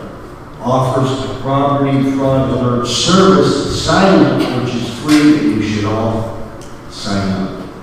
Offers veterans ID documents, which various businesses give various degrees of discounts. Constantly upgrading her technology system for better service. Customer service is a top priority. She works the counter, answers the phones, and is on the job working for all of you. So how diverse is her office as far as minority participation? I think there's one African American girl in her office. She's known her for like 30-some years. She was planning to hire someone from an office in the reporter's building, but that lady decided to stay in that office. And she was going to hire another lady, and she decided to go to jobs and family services, but she was going to be putting on another employee. So what is the process, and in case you wondered, I'm allowed to ask him questions on behalf of his wife because she said he can handle it. What is the process for retrieving information from the reporter's office? What is the process? Well, you can, that's a pretty good question. You can go and call the reporter's office, you can go in. But there's a situation going on where you try to go on the internet or computer. They are in the process of removing all ongoing social security numbers from all the documents. And the theory that is, if you leave those social security numbers on, it could, people across both oceans could maybe be up to things that aren't legal. Give us your closing statement on behalf of your wife.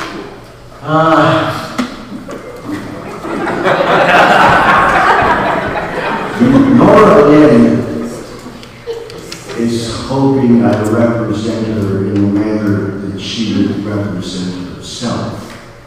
As she warned me,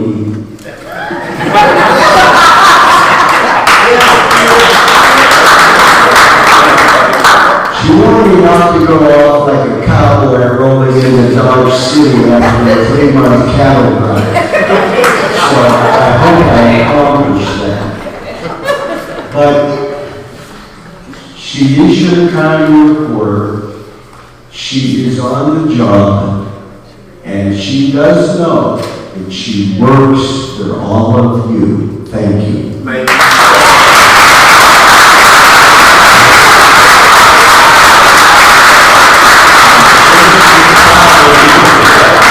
I hope so, because I heard it tomorrow. 58th District State Representative Emily Chacoli. Very good. Thank you. Thank you, Pastor Lynn, for having this forum. My name is Emily Chacoli. I'm running for Ohio City Cross District. Right now, I stay home with my children. I have a 4-week-old right now, currently. I have a 3-year-old and a 2-year-old. As I am very busy. I am. And I'm glad I'm up here, I'm glad I'm running. Why I'm running is because so many moms that I know are struggling between working childcare, being a wife, being a daughter, being a girlfriend. And they asked me, I'm like, how can you get these jobs? How can we get these jobs in the county, in the state, with this cronyism? Cronyism is in this state, in this county, has been this county since we can even imagine. It's not 1992 anymore. We need young blood back in the political office. My opponent says public education is under attack. Well, she's the one that attacks it. She's the one that has not been in public education herself. And she doesn't put her own kids in public education. Since I've been her opponent, she has thrown spaghetti on the wall and put legislation down. But before that, she has put legislation down on Taylor Swift days. Kid influencers. I guess kid influencers need protection too. She's now concerned about Charlotte Heights when she was on city council for 7 years. That's lip service, my friends. Let me ask you a few questions. If elected, what would you do about the food deserts in our community? So the food desert, we need to make, so city council proposed that the dollar stores, there's too many dollar stores. Dollar stores have in rural areas where they can put groceries in their stores. I would advise city council to proposing to the dollar stores that putting groceries in those stores. Opening up the west side or old grocery store. Bringing taxes,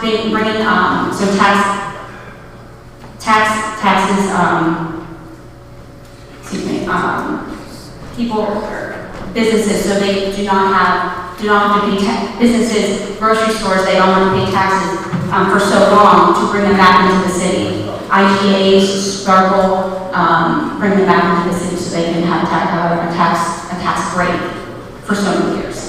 So with the infant mortality rate in the black community, which is alarming, how would you address that issue if you were elected? So there's no much birth in the city. There's not even an OBGYN in the city. If you want to take the WRTA to get to surrounding areas, Boardman, Liberty, Austintown, go to the doctor. It takes you 2 hours just to take a bus. You got kids. Heck, I got 3, and they're under the age of 4, and it's harder than heck to just get them in the car, let alone the WRTA. So you can't even, our women can't even get to the doctors.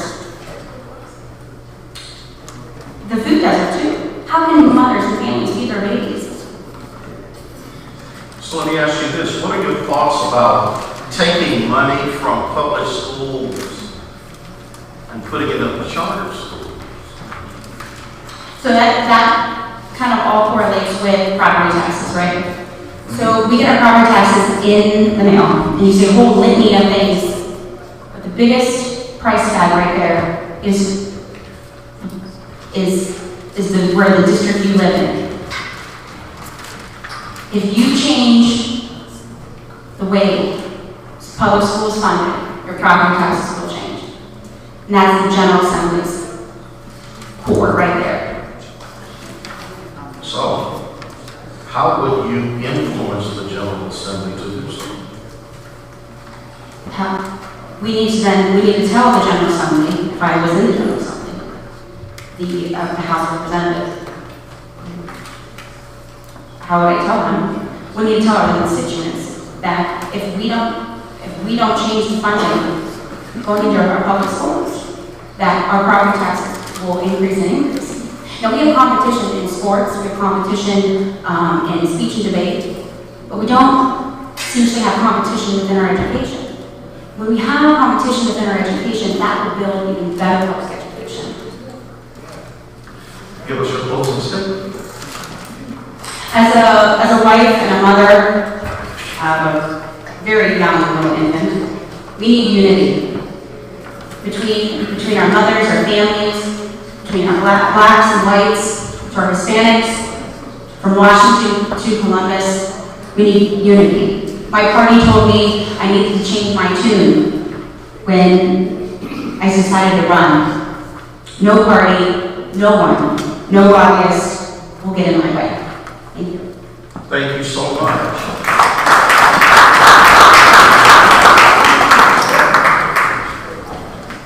Laura McNally, 1 minute opening statement, and we'll have some questions and answers, and 1 minute for closing. Thank you. Hello, I'm happy to be here. I'm Laura McNally. I'm the current state representative for the 59th district that will now be the 58th district, but Youngstown will continue to be and always has been in the heart of the district. So work talks and money walks, and that's the difference between what you get with me and what you get with our supermajority gerrymandered into office Republicans. So while they're busy prioritizing profit over people, I'm taking the time to meet regularly with our community leaders to understand their goals and vision for our district, and I support their efforts through state resources and advocacy work. We brought back $100 million to our district since I've been in office. I truly believe that I'm at the State House to do the work for you all so that you all can concentrate on what matters most to you. That work is driven by the needs I see and hear on a daily basis from our community. I prioritize people over profit, and I'll continue to put your needs and the needs of our community first if I'm reelected. Question for you. If you are reelected, what would you do about the food deserts that are being dealt with in the inner city? The food desert isn't native to Youngstown. It is a problem that we are having in numerous cities across both urban and rural across the state. And so we need to continue to work towards out-of-the-box ideas, because at the end of the day, a grocery store is a for-profit business. And you cannot force a for-profit business to go anywhere. And if the city of Youngstown's numbers don't match their numbers, which is what every single grocery store has told us, because we called them all. When I was on city council, we talked to them all, and since I've been gone, they've tried again. We have to think outside of the box. Something I've been working on with the mobile food pantry, which isn't enough. It's not solving our problem, but it's a start. I've been working on getting that expanded, on getting that into the state budget, so that it has continued dedicated funding, so that we at least can rely on that in perpetuity until we can come up with a more stabilized, larger solution. So are you against banning books from libraries and schools? What is your stance on that issue? I'm absolutely not in favor of banning books. Education is the great equalizer of society, and we should be educating the whole person so that we are creating free thinkers, people who are thought-provoking, people who are asking questions, who are challenging authority, and we cannot do that if we limit their access to knowledge. Banning books limits their access to knowledge. Mahoney County's infant mortality rate in the Black community is alarming, so what are your plans to address that issue? Yeah, I've been working on this issue intimately since my time on City Council. We have funded, as you guys all probably know, continuously funded stuff out of our health department at the city level with our annual baby shower and various programs like that. I also started the Women's Pantry in Youngstown, which provides free women's and women's products to anyone who comes in the door, and it includes baby supplies, mommy supplies, and then at the state level, actually I was the one who brought the new organization, the Healing Center from Cleveland, to Youngstown. If you guys have seen in the news, I was the one who made that connection to bring that here so that we can have actual maternal services in the city of Youngstown. And I'm so grateful to our Mahoney County Health Commissioner as well as our City of Youngstown Health Commissioner for following through with that and for making that a reality. We've also passed House Bill 7, which I was a co-sponsor on, and that is probably the largest investment in maternal health that the state has ever done. And it covers children from 0 to 6 years. It expands Medicaid coverage for them. It expands home care for mothers who are pregnant. It also expands home care for mothers who have just given birth. It expands doula care and allows doulas to have more power and ability.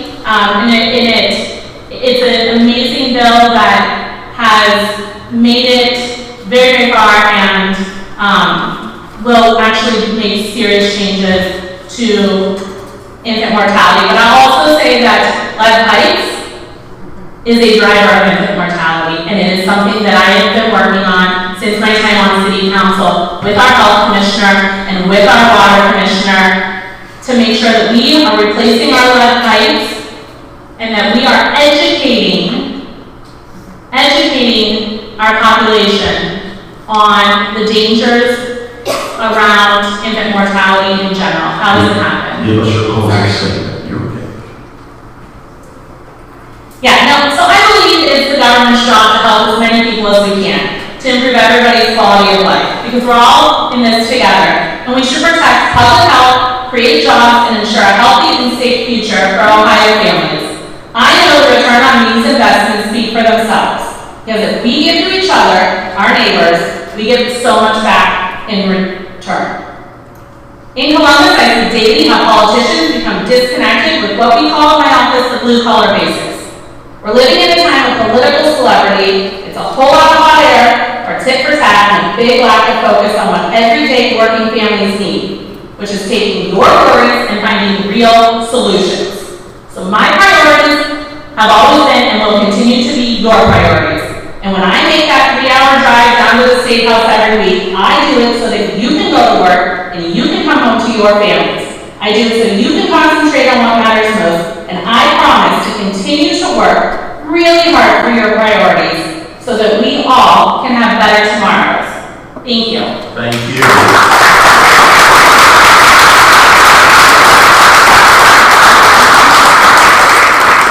Clerk of Courts, Michael, with that same last name? Same last name. Okay.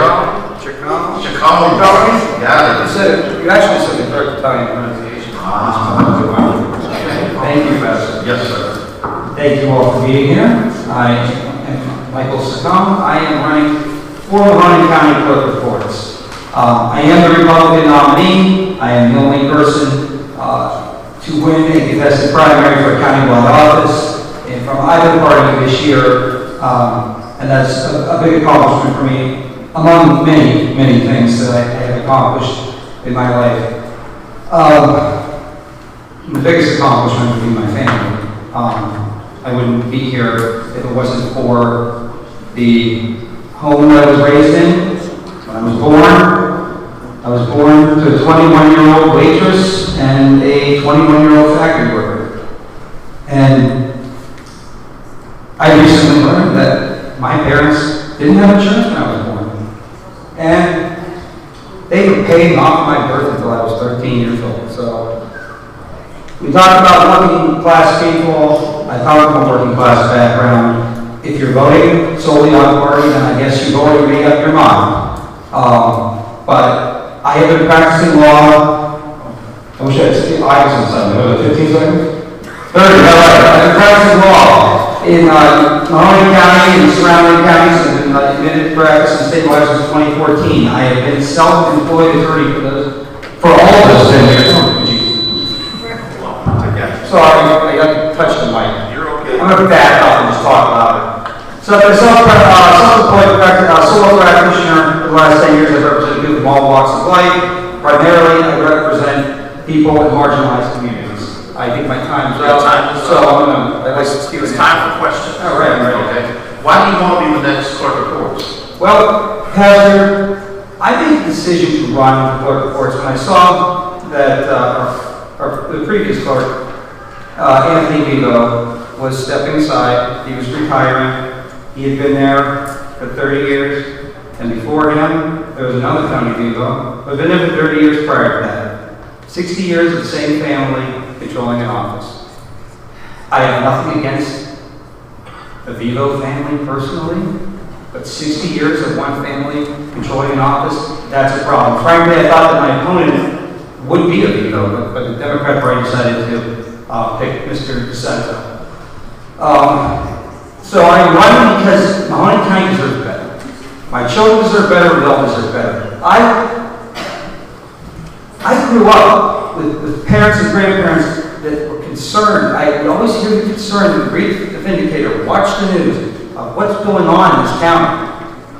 The same old, and here I sit, 35 years, lifelong resident of Mahoney County, and it's the same thing over and over. I'm the guy who's old enough to know and young enough to do. I've been around long enough to know what the hell's going on here, and I've been around long enough to know what needs to be done, because it's ridiculous. There's so much cronyism in this county, and it must end. It has to, for all of us. So let me ask you this.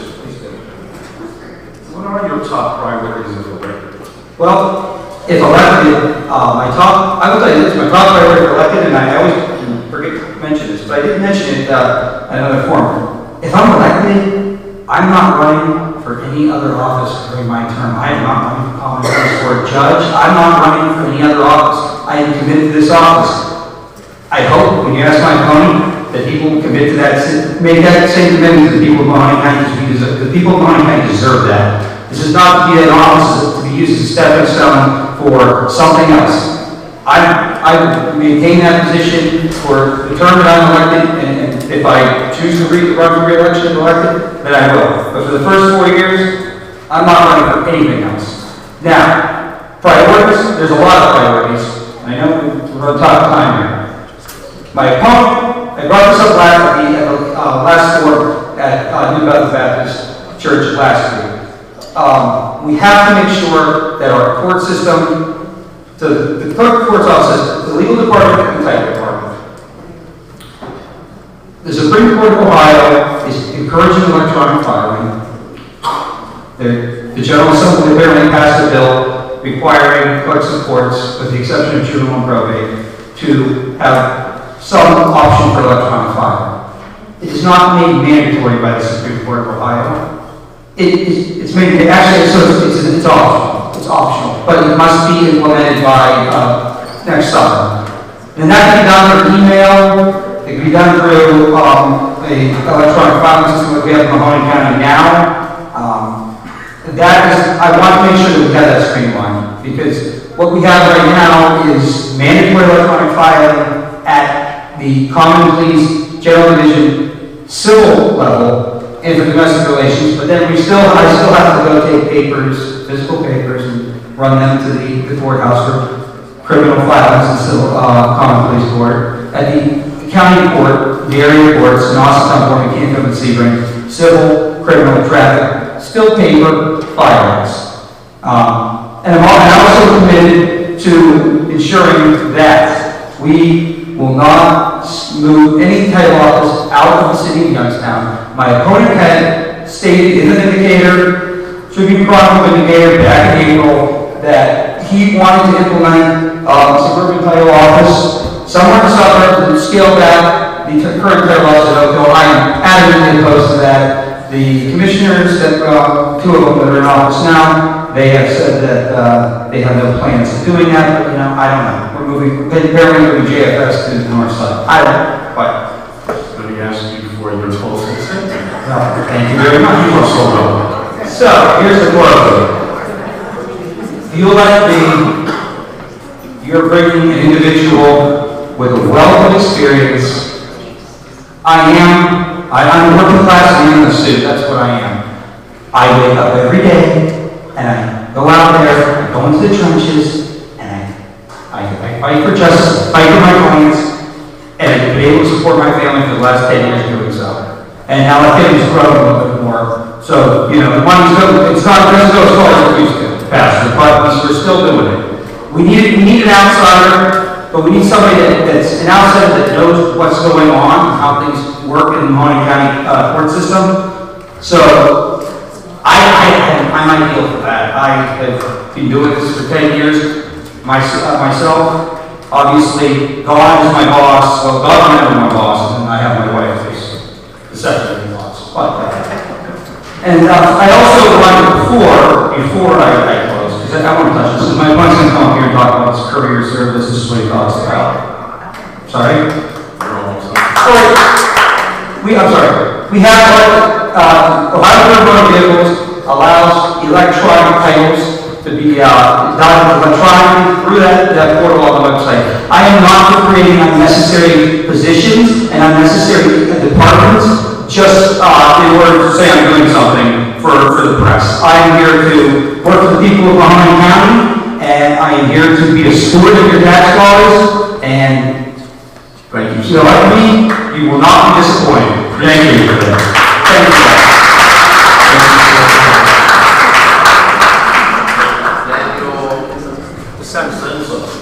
Yes, sir. Thank you. Thank you, everybody, for your attention this evening. It's been a long evening. Thank you, Pastor Harrison, Sister Carolyn, Ms. Moses, thank you for having me tonight. And I am the last one, so I just want to say thank you, everybody, for sticking around. Very kind, and I appreciate that very much. My name is Dan DeCenzo. I am the Mahoney County Clerk of Courts. I assumed that position last October 1st.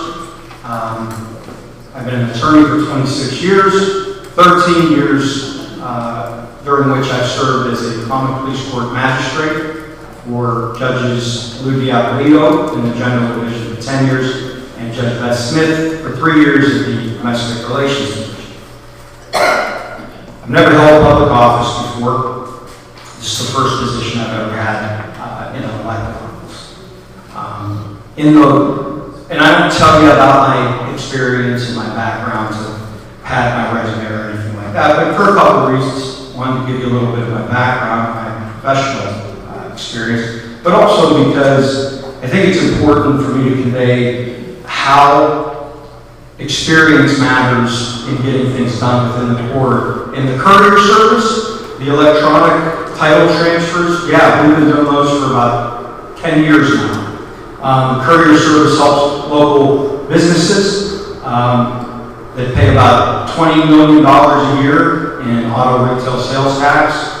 I've extended our operating hours at the clerk's office so that people who work during the day will be a little more convenient for them to get there. As far as electronic filing in the area courts, I'm not exactly sure what my opponent's talking about because for years we've been accepting faxes, emails. I'll ask you a couple questions. Go ahead. Thank you. Yeah. What exactly are the responsibilities of the clerk of courts? Clerk of courts is the official record keeper of all the records submitted to the county, submitted to the court. We also serve as the official statutory agent for the county of Mahoney. We, to put it succinctly, the clerk of courts is responsible for administering all the non-judicial operations within our local justice system. Got another one for you. What would you do to make the reporting process more efficient? The which process? Clerk? The filing process? They didn't say filing? Okay, they're not now. Yes, filing process. Well, we have electronic filing. We also, now, it's important to understand that the electronic filing system is something that is mandated by the Ohio Supreme Court. It's not optional. The other thing is that electronic filing, there's different versions, right? Email can be considered electronic filing. Faxes can be considered electronic filing. So the e-filing, the official e-filing system, that applies to attorneys.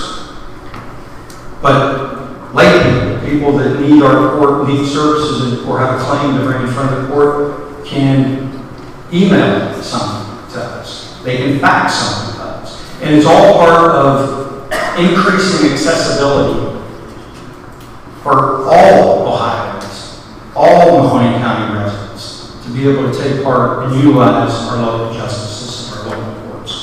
As far as the title department, Again, we've been doing electronic title transfers for about a dozen years now. And that has always worked well and continues to work well. So a person from one of the surrounding areas in Mahoney County is in need of public records. Do they have to physically come to the court, or is there a process that they can obtain without physically coming to the building? I get emails every day with public records requests. And I respond to them by email. If it's a situation that needs to be looked into a little bit further, if there's information in there that may need to be redacted, some personal identifying information, things like that, I'll send it to our prosecutor's office. We're going to do a great job assisting in that. One last question. What are the procedures for filing a case with the courts? Procedure is quite simple. If you have a claim, you would either email it, fax it. If you're an attorney, you would electronically file it. If you were an attorney practicing in the area, Austintown, Borden, Canfield, Sebring, you can email it, fax it there too. But you have to follow up with a mailed hard copy. The clerk of courts doesn't gatekeep. We don't judge the content of the filing. We only check to make sure that there are a few essential items in there so that we can assign it a case number and give it to and assign it randomly to a judge. It is the names of the parties, a signature of the complaining party, plaintiff, and an address where the defendants can be served. Give us your closing statement. Sure. So real quick, I'm not going to move the title department from Oak Hill. I made that very clear in April of this past year. However, I do think the residents in Mahoney County that live on the eastern side, eastern middle part of the county, such as the eastern end of 224, eastern border, Poland, Canfield, Poland, Struthers, Campbell, even the eastern side of Youngstown, 422, the 7th Ward, Lansdowne Ward, Stewart, those places, it is very inconvenient to get to Oak Hill. So having another satellite office out that way would be, I believe, a great convenience to the over 70,000 Mahoney County residents that live in that area, so they don't have to drive 35, 40 minutes to get their title work done. I'll tell you this, I take my oath seriously. I take the responsibilities and the duties of my office seriously. I know how to lead because I've learned how to serve. And that's what leadership is. It's service. It's caring more about the interests of the people you are charged with leading than your own selfish interests, like filing phony lawsuits to get your name in the paper with absolutely no basis, costing the county tens of thousands of dollars for no reason whatsoever. And then when given an opportunity to inspect records that were provided by the Board of Elections, not even showing up. That's selfish. That's not leadership. Thank you so much. Thank you.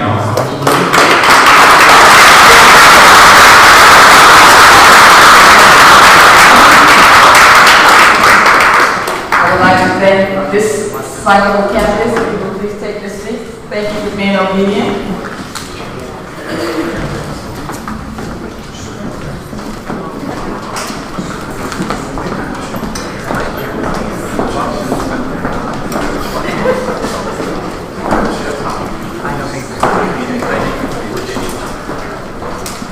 So as they're taking their seats, I would like to thank those of you that came to hear what the candidates had to say.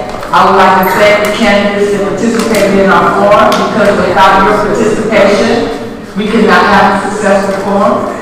I would also encourage everybody to please vote.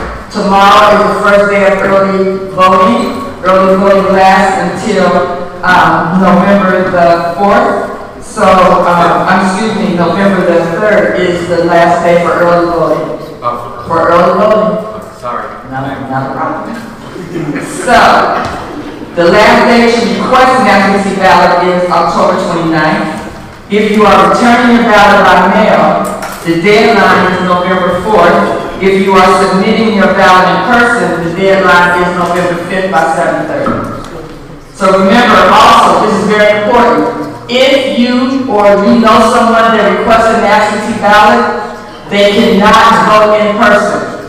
They have to vote absentee. If they try to vote in person, they cancel out the vote. So, I encourage you to visit our literature table to my left. There's some important information back there. There are some sample ballots back there. There is a sheet that gives you the different voting locations if you're not sure which precinct or where your voting location is. Just go back there. There's a lot of things for you to look at. So with that, I will turn the program over to Pastor Harrison, who will also give last remarks and he will give us our benediction. Thank you.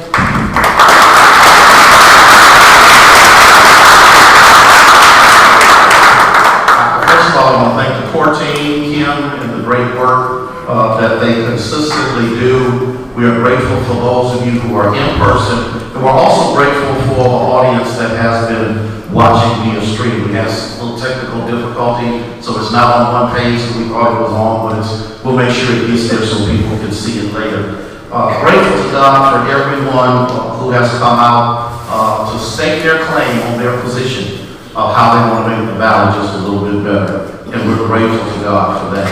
I want you to pray for me. I have a torn meniscus. And so I've been standing on it and my wife has been watching. So that means I'm in trouble. And so, but I needed to do what needed to be done. And so again, make sure that you get the material, get the literature. But the key is, and I'm really meaning this, and I mean this from the depths of my heart, I don't care what your party is. Vote.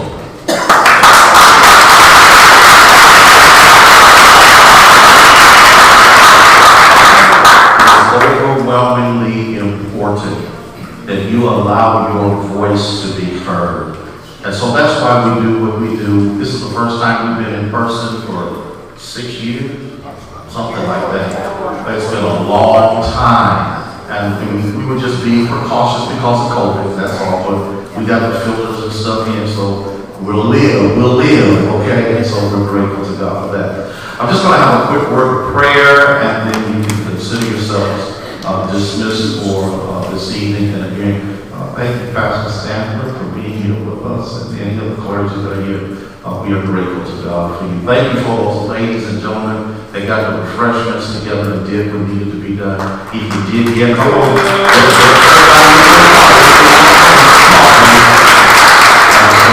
we're grateful for you. Our Father and God, we thank you for this day, this hour, this privilege that you have given us as your people, that we can share one with the other.